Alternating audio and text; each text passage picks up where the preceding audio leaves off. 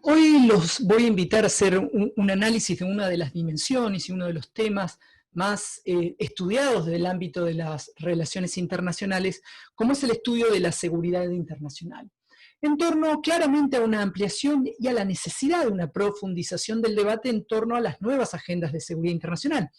Y si uno lo plantea en el panorama actual de las relaciones internacionales, y particularmente si indudablemente el 11 de septiembre representó, si se quieren, las cuestiones de seguridad, un lugar dentro del ámbito de las relaciones internacionales descollante sobre qué temas ingresan en las agendas de seguridad, sobre cómo tiene que actuar la política pública en particular. Y hay una jerarquización que incluye un importante debate de naturaleza casi ontológica sobre el significado que tiene esta palabra en particular, que es la seguridad, sumado a la segunda palabra que tiene que ver con lo internacional. ¿Sí? Por lo tanto, el debate en torno a la seguridad va a girar en tratar de responder quién o cuál es el objeto de referencia de la seguridad. En definitiva, responderemos si es el Estado, si son las sociedades, si son los individuos aquellos sujetos a proteger. Es interesante porque voy a traer una cita de Arnold Wolfer, que él establece que la seguridad en un sentido objetivo mide la ausencia de amenazas a los valores adquiridos, y en un sentido subjetivo la ausencia de miedos a que tales valores sean atacados.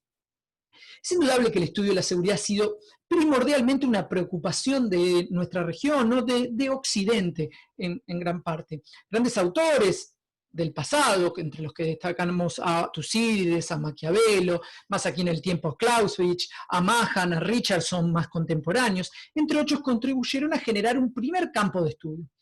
Nuestra preocupación, o por lo menos lo que les propongo en este análisis, es centrarnos sobre todo en la literatura posterior a la Segunda Guerra Mundial, donde se van a comenzar a desarrollar rasgos distintivos del estudio sobre la seguridad. Entendiéndola como una subdisciplina de las relaciones internacionales, nos situamos fundamentalmente en lo que se denomina el cuarto debate de las relaciones internacionales, especialmente en la discusión entre los nuevos enfoques que implican una reconfiguración de la seguridad y los enfoques más hegemónicos o tradicionales basados en el uso de la fuerza militar y en el Estado como el único actor.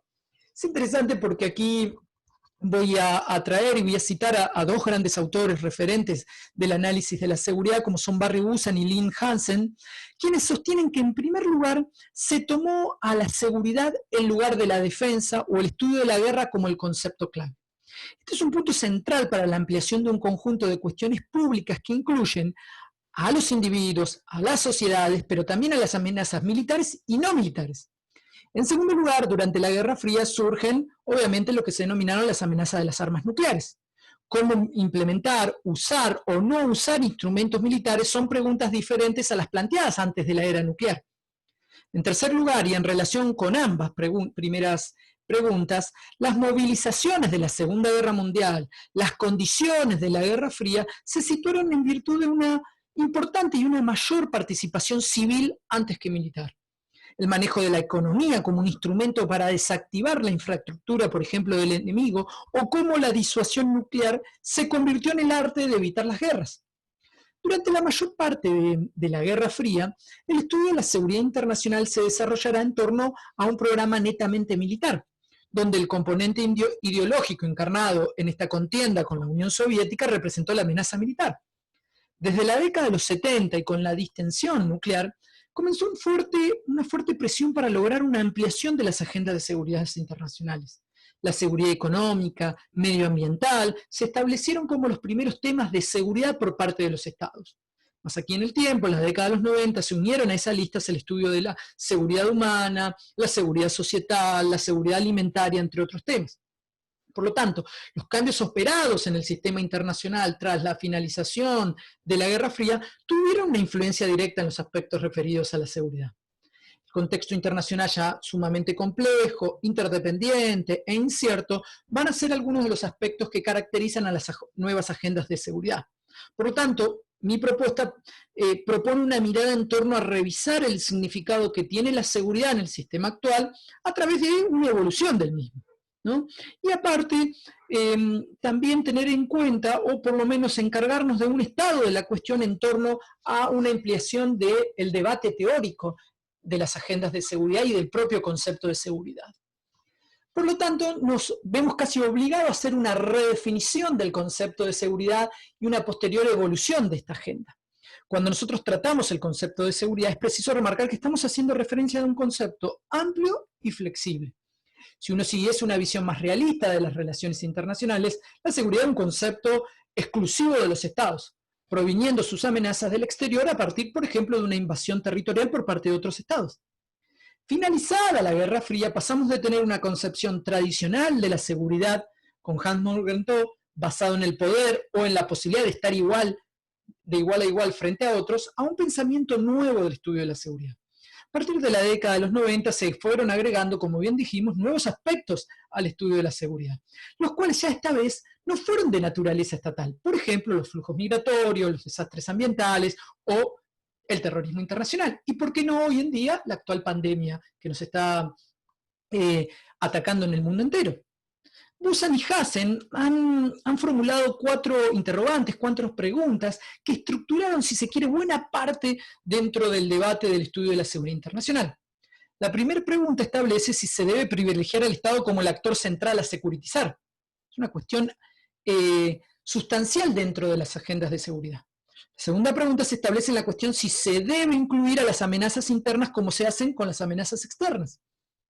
La tercera pregunta va a girar en torno a la necesidad de una ampliación de la seguridad más allá del poder militar o del uso de la fuerza. ¿Sí? Necesidades humanas, de violencia estructural, la inclusión de la seguridad ambiental, de la seguridad económica, etcétera, etcétera. Y la cuarta pregunta, por último, consiste en la disyuntiva que genera ver a la seguridad necesariamente atada a una dinámica de amenazas y peligros. Es decir, la famosa fórmula del dilema de seguridad. Y aquí me detengo un segundo.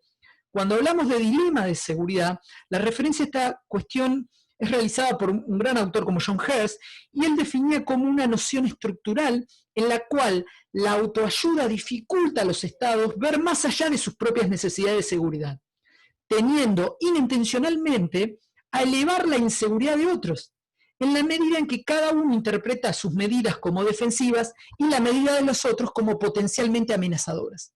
Entonces, a partir de esta definición se sostiene que un dilema de seguridad se vincula directamente con la incertidumbre que tiene un Estado, supongamos A, respecto de las intenciones de un Estado B, en cuanto a que no se puede establecer con claridad cuándo se trata de la búsqueda de poder o cuándo se trata de una estrategia de seguridad. Por lo tanto, en esa famosa fórmula del dilema de seguridad, sostenía que la seguridad estaba atada a los ataques al sometimiento, a la dominación y en casos extremos a la aniquilación. Entonces esto lleva continuamente a participar en un círculo vicioso de la seguridad, por un lado, y de la acumulación de poder para lograr seguridad. Así que uno de los rasgos, si se quiere, distintivos de la primera década de la posguerra fría ha sido la proliferación de amenazas a la seguridad caracterizadas por ser de naturaleza interestatal, amenazas culturales, étnicas, religiosas. Y otra de las tendencias fue la aparición de nuevos actores de características no estatales, muchos de ellos con potenciales de causar un daño directo a los estados, por ejemplo el terrorismo, o con capacidad de generar futuras o fuentes de inestabilidad social, por ejemplo la inmigración. La aparición de nuevas amenazas implicará claramente una ampliación y una necesidad de ampliar el concepto de seguridad. Una primera aproximación de ella la podemos realizar en torno al vocablo propio, seguridad, el cual claramente implica un doble significado. Primero como estado de cosas y en segundo lugar como acción. De manera simplificada uno podría decir que la seguridad implicaría una ausencia de amenazas.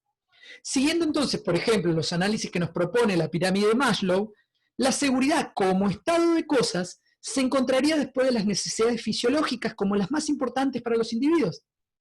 En tanto que la seguridad como acción implicaría la determinación de conceptos y de políticas que produzcan claramente una ausencia de amenazas. Entonces, con el final de la Guerra Fría, el debate de los tradicionalistas en torno a la militarización de las agendas de seguridad claramente comienza a erosionarse.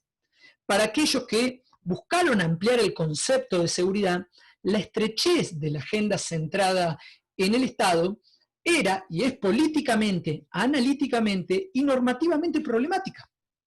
Y sobre todo si uno entiende el final pacífico de la Guerra Fría, el crecimiento de los conflictos intraestatales, el miedo, por ejemplo, de las sociedades occidentales a la inmigración masiva y descontrolada, el deterioro del medio ambiente, la aceleración de epidemias transformadas hoy en día en pandemias, han demostrado la insuficiencia de los paradigmas tradicionales de la seguridad. Y esto nos lleva a entender que el debate va a girar en por qué y cómo la seguridad debe ampliarse más allá de los instrumentos militares y del Estado como el actor central. Es interesante porque en ese sentido Barry Busan señaló que en la actualidad hasta los propios tradicionalistas han empezado a participar en la necesidad de ampliar el debate más allá del Estado y del uso de la fuerza. Ahora bien, ¿a qué se debe esa ampliación de la agenda de seguridad? Tradicionalmente el campo de la seguridad estuvo dividido en dos campos de estudios. El primero de ellos centrados claramente en el poder y siguiendo un esquema claramente realista, y el segundo de ellos se centró en las investigaciones para la paz, centrados en el análisis del idealismo. Para el realismo, el análisis y el desarrollo en materia de seguridad va a tener 5 características distintivas. El Estado como el único actor del sistema internacional, las cuestiones de seguridad se expresan en clave interestatal, la noción de seguridad está directamente vinculada, por supuesto, al poder militar, el sistema internacional es un sistema anárquico y por lo tanto los estados están en conflictos permanentes, y el interés nacional es definido en términos de seguridad para la supervivencia.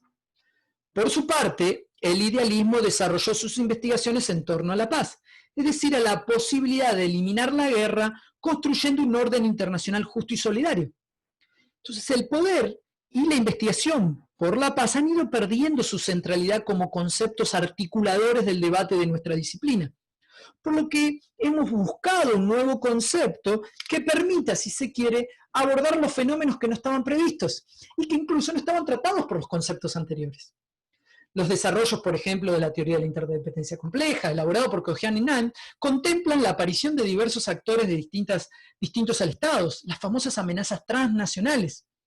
Las ideas propuestas por estos autores tienen un segundo desarrollo que establece que en muchas circunstancias las armas no representan un medio efectivo para la resolución de determinados problemas, como por ejemplo, las migraciones no pueden ser combatidas efectivamente por medio de los instrumentos militares, por más que muchas veces vemos que ciertos estados intentan securitizar el fenómeno migratorio a partir del poder duro.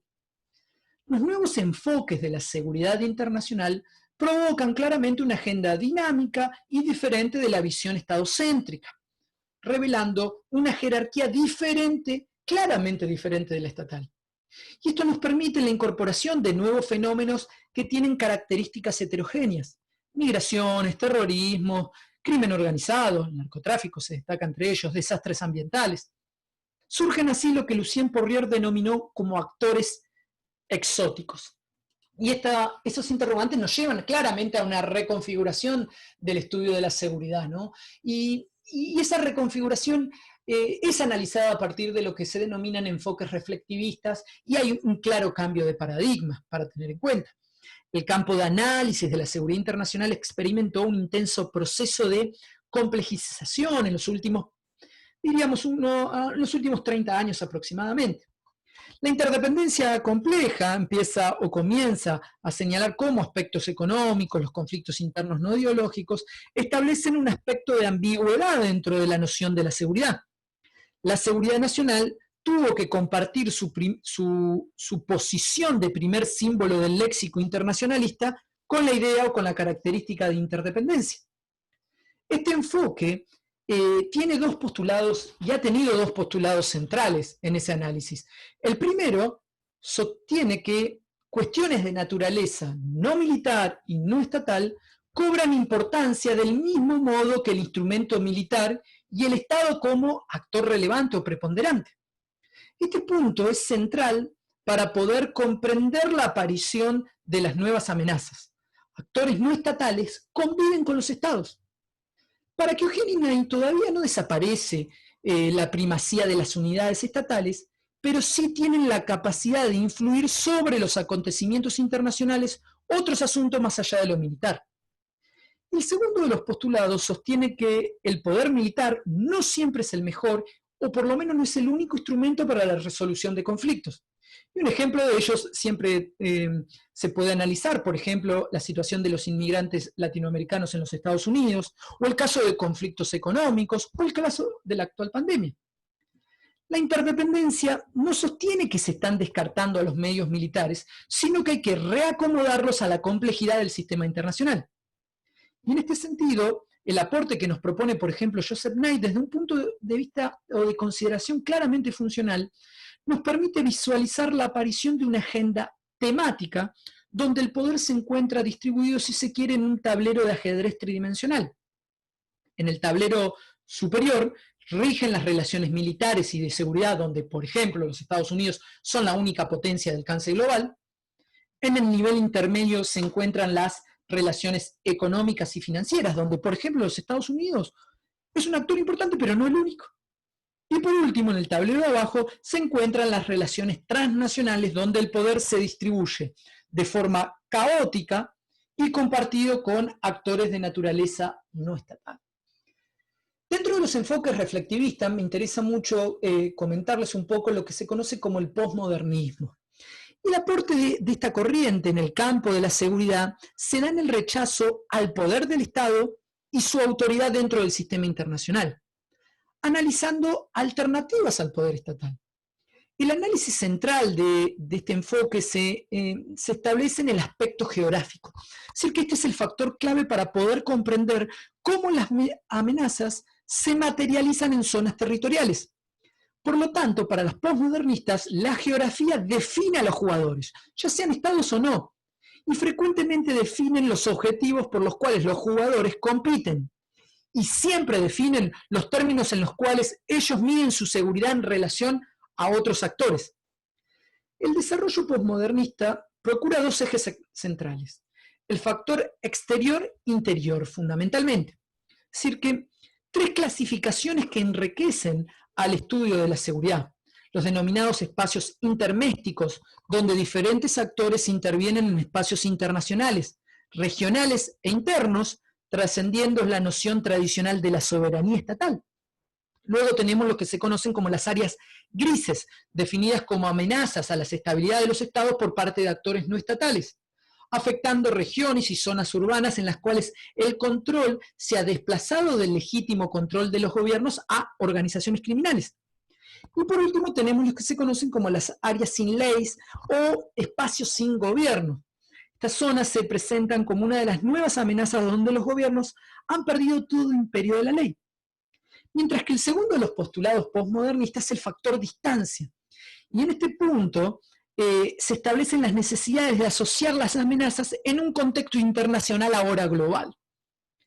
Otro de los enfoques reflectivistas se lo conoce como el constructivismo. Nosotros hacemos una división entre lo que sería el convencional o clásico y el constructivismo crítico, ¿sí? Es decir, que el constructivismo clásico va a poner de relieve la importancia de la expresión de la identidad de las sociedades, es decir, su cultura, sus creencias, sus normas, sus ideas. Pero el Estado, para el clásico, aún ocupa un lugar preponderante en su análisis. En segundo lugar, podemos decir que el constructivismo crítico observa otras colectividades más allá del Estado. El primero de los constructivismos se sitúa en la tarea de tomar a la seguridad nacional estadocéntrica y acercarla a una explicación más bien identitaria. El análisis de la seguridad constructivista entonces podría explicarse a partir del factor identidad. El referente central a securitizar va a dejar de ser el Estado para pasar a ser las identidades de las sociedades o los individuos. Es interesante, Oli Weaver señala que la seguridad es un acto discursivo, sosteniendo que claramente un tema ingresa en las agendas de seguridad cuando es definido como tal por parte de una élite. El constructivismo claramente ha permitido la incorporación a las agendas de seguridad de los estados de una serie de cuestiones que antes no eran tenidas en cuenta. El concepto clave es lo que se conoce como procesos de securitización. Esos procesos que comienzan en la década del 70 y que quizás el más conocido de ellos sea la noción de seguridad humana, seguridad democrática, o en el caso del constructivismo particularmente, seguridad societal. La principal dificultad de este proceso es su alta heterogeneidad y su multidimensionalidad, debido a que ahora hacemos referencia a la seguridad desde miradas económicas, miradas sociales, miradas ambientales. Por su parte, sobre todo a mediados de la década del 90, se establece lo que se conoció como el constructivismo crítico, distinguiéndose del anterior a partir de un análisis discursivo, ¿no? Los vínculos entre la historia y la constitución de las identidades y la formulación de políticas de seguridad. Uno podría distinguir a grandes rasgos tres cuerpos de trabajo dentro de este constructivismo. El primero de ellos tiene como referente casi exclusivo a Adler y la posibilidad de establecer comunidades de seguridad a través de un proceso de formación de abajo hacia arriba, donde los ciudadanos compartan sus valores y sus destinos. Esto es un punto muy importante para la aparición y el uso en la formulación de agendas de seguridad de las ONGs, de los movimientos sociales, de los actores, en definitiva, de la sociedad civil. Otro de los constructivismos, ¿no? Dentro de este análisis del cuerpo de trabajo lo tiene quizás como referente fundamental Aido Oren, donde surge la idea del establecimiento de un proyecto comunitario de seguridad impulsado a partir de valores democráticos universales. Y el último de los grupos del constructivismo críticos basan su análisis a partir de los estudios de la investigación para la paz, pretendiendo generar un enfoque más discursivo entre identidad y seguridad. Y aquí obviamente estamos con esta ampliación del objeto de referencias que se logró, si se quiere, un ensanchamiento de los sectores o de las áreas a las cuales se debe aplicar en definitiva el análisis de la seguridad, añadiendo el desarrollo cultural, medioambiental, económico, cuestiones de bienestar social a las agendas y al propio concepto de seguridad. El cuarto de los enfoques que tomo en este análisis se lo conoce como los estudios críticos de la seguridad. Podemos decir que la escuela crítica surge o tiene su inicio claramente en los estudios de la investigación para la paz y va a tener o tendrá como objeto el énfasis en torno a la seguridad humana, quizás como sobre todo por encima de los otros tipos de seguridad. El estudio se va a centrar en el individuo como objeto referente, preveyendo la posibilidad, si se quiere, de un mundo más justo y de un orden internacional más pacífico. Los estudios críticos de la seguridad se desarrollan a partir de los aportes de la denominada Escuela de Frankfurt, entre las obras de Kenneth Wood o John Wayne. Los seres humanos son el referente último para la seguridad, y los estados son los proveedores confiables de esa seguridad. La introducción de la experiencia de los hombres y de las mujeres y de las comunidades para quien el actual orden mundial es una de las causas de la inseguridad en lugar de brindar la seguridad. Entonces, este enfoque lo que hace es establecer que el individuo está vinculado, por ejemplo, con la seguridad ambiental, con la seguridad alimentaria, con la seguridad económica, y que los estados son, en definitiva, los generadores propios de la inseguridad en lugar de crear una estabilidad. Por lo tanto, la seguridad individual está profundamente vinculada con la seguridad global. En definitiva, esta se va a lograr cuando los individuos, cuando las sociedades logren su emancipación más allá de los estados. Es interesante porque a diferencia de las propuestas anteriores, no se pretende que las sociedades creen las agendas de seguridad, sino que lo que se pretende es despertar y crear audiencias de seguridad. El individuo tiene la necesidad de una resolución a nivel colectivo. Es así que los estudios críticos de la seguridad argumentan a favor de una definición objetiva de la seguridad en la medida que la teoría crítica puede determinar qué problemas de seguridad son particularmente una amenaza y en una definición subjetiva en la medida que el propio individuo decida qué problema es de seguridad y debe ser atacado. El último de los enfoques que les propongo es lo que se conoce como la teoría de los complejos de seguridad, que ha sido ampliamente desarrollada y discutida por autores como Barry Busan, en las cuales se van a destacar, si se quiere, dos momentos de aplicación. Hay un primer momento de análisis que hace referencia claramente a la Guerra Fría y a las relaciones entre los estados, sobre todo, obviamente, entre los Estados Unidos y la Unión Soviética. Es decir, que el énfasis está puesto en el análisis de los niveles regionales o subregionales. Entonces, en esta primera instancia, los complejos de seguridad son definidos como un grupo de estados definidos por la proximidad geográfica que comparte sus enfoques primarios sobre seguridad y cuyas preocupaciones básicas de seguridad se vinculan lo suficientemente fuerte como para que sus respectivas seguridades nacionales no puedan ser consideradas de manera realista si no consideramos la del otro o la de los otros. Esto presenta en torno a los desafíos y a las amenazas. ¿Por qué? Porque estas empiezan a ser definidas en términos regionales o subregionales. La investigación entonces de la seguridad en torno a la teoría de los complejos de seguridad tienen 5 niveles de análisis. El sistema internacional, es decir, las relaciones que se suceden en el ámbito global, los subsistemas, donde se produce la interdependencia entre las unidades regionales o no. Tercero, las unidades, es decir, actores de naturaleza no estatal con la suficiente independencia para ser diferenciados de los actores estatales. En cuarto lugar, las subunidades son los grupos dentro de las unidades que tienen el poder, por ejemplo, de tomar decisiones. Y por último, los propios individuos, que son los que actúan por decisión propia sin la necesidad de pertenecer a ningún sistema. El segundo momento de aplicación de la teoría de los complejos de seguridad implica la seguridad, ampliar la seguridad más allá de las cuestiones político-militares. Los dos principales cambios se van a dar en torno a la sustitución del término Estado por unidades e interés de seguridad por securitización. Y en general nos encontramos con una ampliación que incluye a los sectores sociales, humanos, ambientales y económicos. De esta forma, un complejo de seguridad va a ser definido como un grupo de unidades cuyos procesos de securitización, desecuritización o ambos están tan interconectados que sus problemas de seguridad no pueden ser razonablemente analizados o resueltos en forma separada. Eso es muy importante para tener en cuenta que a grandes rasgos tenemos, se quiere sobre todo a partir del segundo enfoque hasta el quinto, esta idea de enfoques reflectivistas que analizan la reconfiguración del estudio de la seguridad.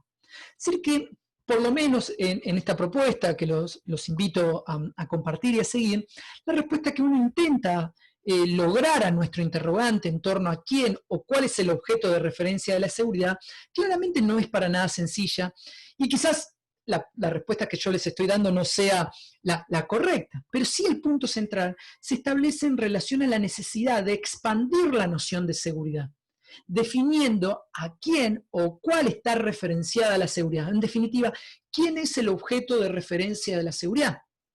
Una ampliación de la noción de seguridad crea, por un lado, la necesidad de abarcar todos los problemas generando la necesidad de una noción adicional, y por el otro, su ampliación no podría relegar los estudios actuales del concepto de la seguridad y de su objeto de referencia. De esta manera, que decimos que el cambio del objeto de referencia y los problemas de predominio de la seguridad tradicional efectivamente no pueden ser las señales para analizar el actual contexto internacional.